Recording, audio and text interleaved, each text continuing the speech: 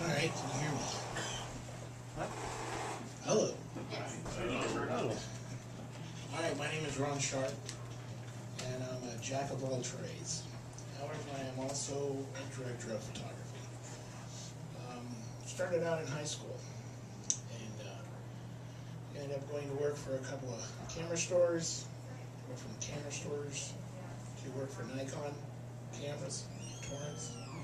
Went from there to work for DreamQuest Images in Culver City, and came back out here to Riverside after that. Worked with Jack Sessoms, Ken Middleham, Corona Police Department, Riverside Fire Department, a bunch of places. Learned a lot of stuff, made a lot of mistakes, and I learned from a lot of those mistakes. And one thing, when it comes down to lighting your film, you got to use what you have, but there's also an expectation. An expectation when someone sits down and they watch your film, they want to be able to see what it is you're trying to show them. And to do that, people are using a 3-light setup. Now, this originated and came from theater, right? The 3-light setup is where you have a front light, you have a back light, and you have a rim light. A rim light separates the person from the background, and it gives you a more theatrical look. You'll see this a lot in soap operas, you see this a lot in movies, and you're seeing it more and more in news, in daily shows. Television uses it a lot. And you can do this with any kind of light. You don't have to have a specific kind of light to do this. Any kind of light will work. A lot of people like to choose either quartz Fresnels because they all have the same color temperature.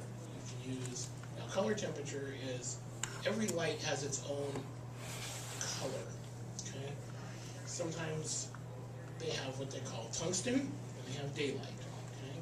Tungsten is a incandescent light, and it's rated at 3200 Kelvin. Anybody know what 3200 Kelvin is? All right. That is a color temperature that these little incandescent lights are, okay? Sunlight is about 55, 6000 Kelvin. It varies. In the morning, it'll be a little cooler. In the afternoon, it gets a little warmer. But you want to match those colors, okay? In digital, we do that with white balancing, okay? On every shot, when you shoot your film, you want a white balance. You can white balance to a white sheet, a white card, or you can actually find a bluer card, a little tone towards blue, white balance towards that, and in your digital, it'll actually give you a warmer tone. Sometimes people think that it looks a little more like film. Now, once you've shot your film and you've gotten the gamma and the color temperature and all of your different things that your cinematographer, your director, and your director of photography all agree upon, okay? Then you go to post. Some things, when you get to post, where you're going to fix some of that stuff that you weren't able to get in digital, okay? That's going to cost you money.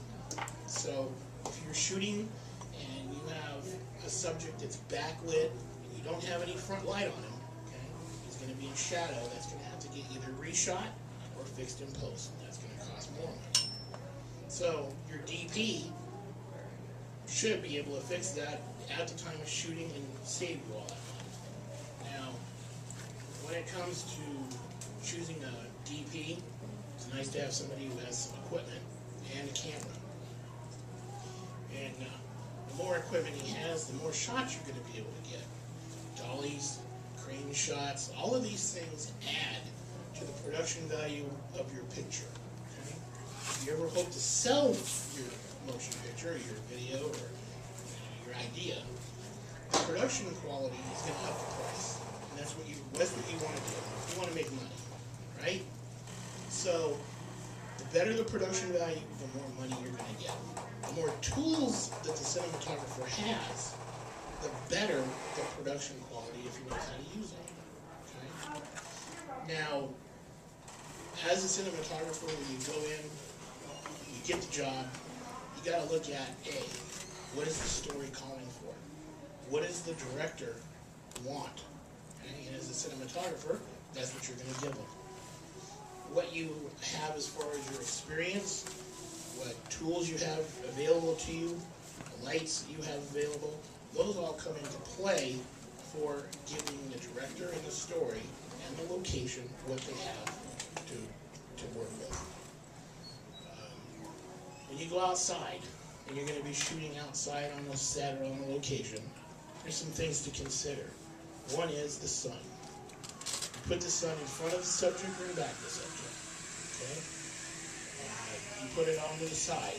Well, anywhere you put the sun is going to be alright as long as you have good lighting on your subject. So if your sun is behind your subject, you're going to need a reflector to be able to reflect the sun coming in from behind them, putting it back on the subject so that they'll be able to be seen. Okay? Lighting anything is very subjective. Everyone here will have a different idea of what it is they want. As a director of photography, it's my job, or any director, DP, it's their job to get inside of their head and figure out what it is you want so that I can give it to you. Okay? That means sitting down with reference photos, drawings, ideas, talking with them, and figuring out exactly what it is you want, and then coming up with a way of doing that with a good budget. If you don't have any money, no problem, we can work with that. Okay? We just don't use expensive lights. We don't use HMIs or LEDs. Okay? Now we're going to use regular, quartz lights, but we can still give you the look that you're looking for. Okay?